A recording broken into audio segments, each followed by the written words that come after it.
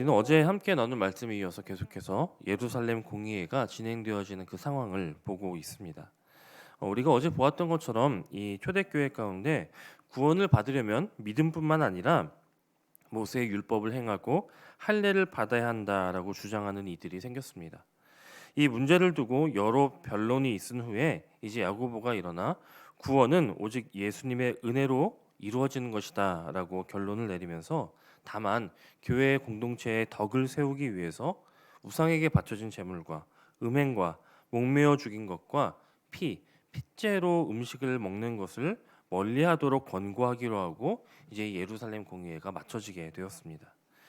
야고보는 이 예루살렘 공회를 정리하면서 이방인들을 구원하는 것이 하나님의 뜻이다라는 것을 밝히면서 16절에서 구약의 선지자의 말씀을 인용하는데 그가 인용한 이 구약의 선지자는 바로 아모스입니다.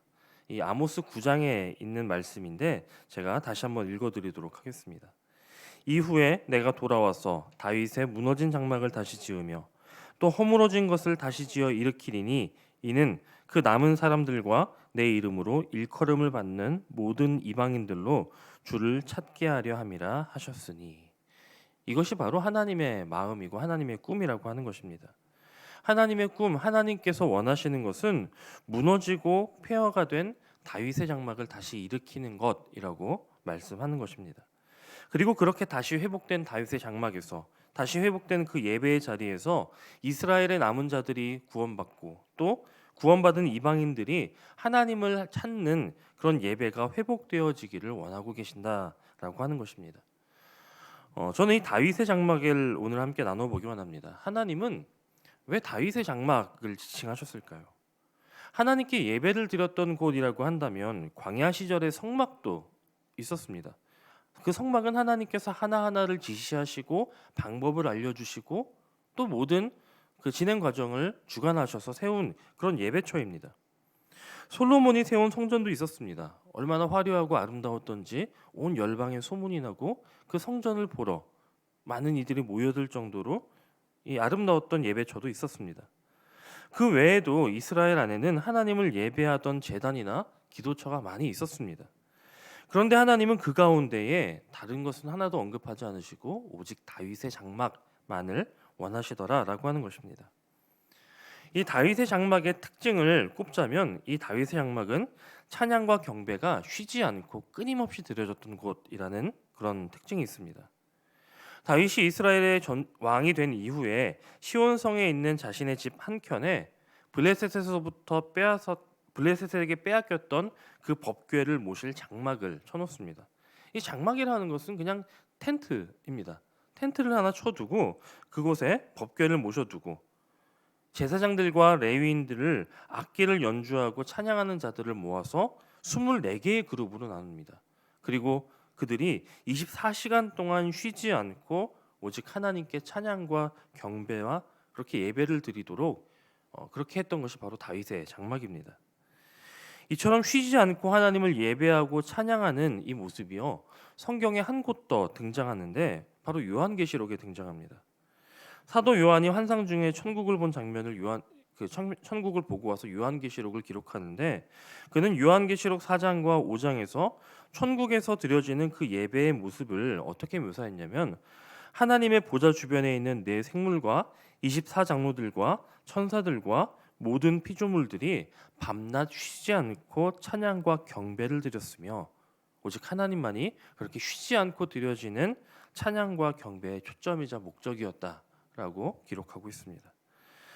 즉 다윗의 장막은 저 천국에서 지금도 진행되어지고 있는 그 예배를 닮은 그 예배의 처소, 하늘의 예배가 드려지고 있는 그곳이 바로 다윗의 장막이었다는 것입니다.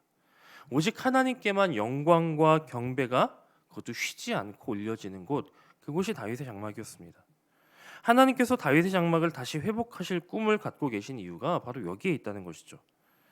이 말을 다른 말로 하면 다윗의 장막은 하나님께서 가장 환영받는 곳이었다는 것입니다. 그곳에는 다른 어떤 인간의 필요와 간구가 아니면 우리의 만족을 채워주시기를 위한 그런 요구가 없었습니다. 오직 하나님의 하나님 되심만을 가장 명확하게 인정하고 고백하는 장소가 바로 이 다윗의 장막이었다는 것이죠. 그래서 다윗의 장막은 어느 것도 섞이지 않고 오직 하나님을 하나님으로 인정했던 그런 유일한 장소. 하나님께서 가장 하나님다우셨던 곳, 그곳이 바로 다윗의 장막이었다는 것입니다.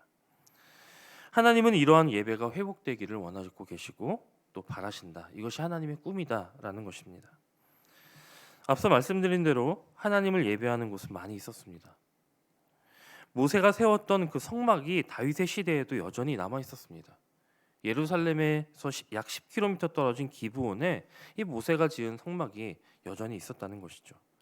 이곳에는 성막과 번제단과 물두멍과 성소의 떡상과 등대와 분향단이 있었고, 여전히 하나님께서 명하신 대로 제사장들이 짐승을 잡아서 모세에게 알려주신 그 방법대로 이 피 흘림의 제사를 드리고 있었습니다. 하지만 이곳에는 하나님의 임재가 없었습니다. 모든 것이 다 완벽하게 갖추어져 있었지만 하나님께서 정말로 환영받으시고 하나님께서 하나님 그 존재만으로도 경배받는 그 자리가 아니었기 때문입니다. 그렇게 된 이유가 있습니다. 그들이 광야 시대를 지내오는 동안 그들은 광야에서는 하나님만을 바라보고 하나님께만 경배했습니다. 하지만 사사 시대를 지내오면서 이 시대가 흘러가면서 각 사람들이 그 마음에 하나님만을 모신 것이 아니라 하나님만을 경배하고 하나님만을 따른 것이 아니라 다른 것들을 쫓기 시작했고, 하나님을 환영하는 그 자리에서 다른 것들을 요구하기 시작했고, 그러다 보니 하나님이 점점 멀어졌다. 그렇기 때문에 이곳에는 하나님의 임재가 더 이상 나타나지 않았다는 것입니다. 반대로 다윗의 장막에는 항상 하나님의 임재가 있었습니다. 다윗의 장막에 늘 하나님의 임재가 있었던 이유는 이곳이 바로 하나님께서 모든 이들에게 환영받는 장소일 뿐만 아니라 하나님께서 진정으로 하나님 되셨던 그 자리였기 때문입니다. 그러나 그런 다윗의 장막도 시간이 지나면서 허물어집니다. 무너지고 황폐화되는데 그 이유 역시 앞선 성막의 사례와 다르지 않습니다. 시간이 지나고 솔로몬이 성전을 짓습니다. 그리고 그곳을 봉헌하고 이 다윗의 장막에 있던 법궤를 이 솔로몬의 성전으로 모셔오죠. 그 가운데 솔로몬이 처음 세웠던 성전에는 충만한 하나님의 영광과 그 임재가 있었습니다. 왜냐하면 처음에는 그들도 다윗의 장막에서 그러했던 것처럼 하나님만을 예배하고 경배하고 높였기 때문입니다. 그런데 조금씩 솔로몬 왕부터 시작해서 그들의 마음이, 이스라엘 사람들의 마음이 변하기 시작합니다. 하나님께만 초점을 맞췄던 그 예배가 점차 자신들에게로 향합니다. 그래서 사람들은 성전에서 하나님의 이름을 부르기는 하지만 마치 자기 욕망을 투사해서 섬겼던 우상들처럼 맘몬이나 바알이나 황소 아피스 같은 우상을 섬기는 것처럼 하나님의 이름을 부르면, 하나님께 우리가 무엇인가를 하면 하나님이 우리를 축복해 주시고 우리의 문제를 풀어 주시고 우리를 안전하게 해 주실 것이다 라고 하는 인간적인 기대를 가지고 하나님께 제사하고 예배하기 시작합니다. 그리고 그때부터 하나님의 임재는, 하나님의 영광은 그 자리를 떠났다는 것입니다. 시설과 어떤 시스템은 더 완벽해졌지만 하나님이 더 이상 환영받지 못하는 자리는 곧 하나님이 보시기에 무너지고 폐허가 된 자리가 된다는 것입니다. 그래서 하나님은 이때부터 이 다윗의 장막의 회복을 꿈꾸셨고, 그러한 하나님의 꿈은 오늘을 살아가는 이 시대에도 동일하게 이어지고 있다고 믿습니다. 하나님은 우리 가운데 이런 다윗의 장막의 그런 예배가 회복되어져서 모든 사람들이 온전히 하나님만 예배하고 경배하는 그런 역사가 이루어지기를 소망하시는 것입니다. 오늘 우리 가운데 이러한 다윗의 장막의 예배를 회복하는 우리의 교회가, 우리가 드리는 예배가 다윗의 장막과 같아지고 다윗의 장막의 예배처럼 되기 위해서 가장 중요한 것은 바로 우리 한 사람 한 사람이 이 다윗의 장막을 회복하는 것입니다. 왜냐하면 우리 각자가 그런 다윗과 같은 예배자가 될 때, 다윗처럼 하나님만을 인정하고 하나님만 그 자체로 높이고 하나님께만 경배하고 예배하는 그런 예배자가 될 때, 우리가 그렇게 함께 모여 예배하는 우리의 예배가 곧 다윗의 장막의 예배로 나아가게 될 것이기 때문입니다. 이를 위해서 우리가 무엇을 할 수 있을까요? 그것은 바로 매일 주님으로 사는 것입니다. 매일을 시작하고 또 마무리할 때 주님으로 시작하고 주님으로 마무리하는 것이죠. 언제나 어떤 상황 속에서나 주님을 바라보고 주님께 예배하는 마음으로 우리의 일상을 살고 누구를 대하든 주님을 대하듯 대할 때 우리는 우리의 일상과 삶에서 다윗의 장막을 세워나갈 수 있게 될 것입니다. 물론 그 가운데 우리의 연약함이 있습니다. 우리는 연약하기 때문에 그 가운데 때로는 실패하고 넘어지는 순간도 만나게 될 것입니다. 그럼에도 넘어진 그 자리에서부터 다시 일어나 주님으로 시작하고 실패한 그 자리에서부터 다시 주님과 동행하며 그렇게 주님을 닮아가는 삶을 살아갈 때 우리의 영혼과 우리의 마음과 또 우리의 삶의 자리는 곧 하나님을 환영하는 자리가 될 것이고요. 하나님을 모셔드리는 자리가 될 것이고 그래서 하나님께 가장 익숙하고 하나님께서 기뻐하시는 그런 자리가 될 것입니다. 그리고 우리의 마음이 그처럼 다윗의 장막처럼 될 때에 우리는 우리의 삶의 자리에서 하나님의 임재를 경험하고 또 그렇게 하나님의 역사를 세상 가운데 전달하는 축복의 통로가 될 수 있을 것입니다. 그리고 우리 한 사람 한 사람이 그처럼 모여서 예배하게 될 때 우리의 교회의 예배가 곧 다윗의 장막이 회복된 그런 예배가 될 수 있을 것입니다. 우리의 삶과 또 우리의 예배에 다윗의 장막이 회복되면요, 그곳에는 하나님의 임재가 있게 될 것입니다.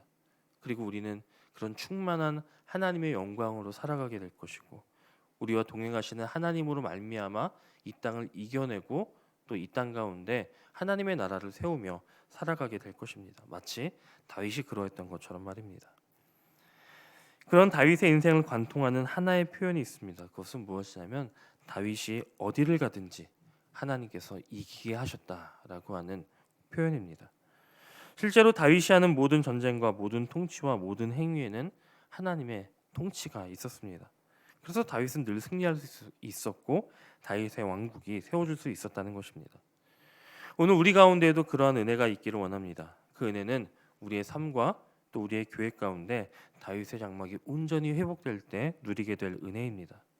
그 은혜를 사모하며 지금도 우리를 향하여 가지고 계신 이 다윗의 장막의 꿈을 그런 하나님의 꿈을 이루어드리는 저와 여러분이 되시기를 주님의 이름으로 간절히 축원합니다.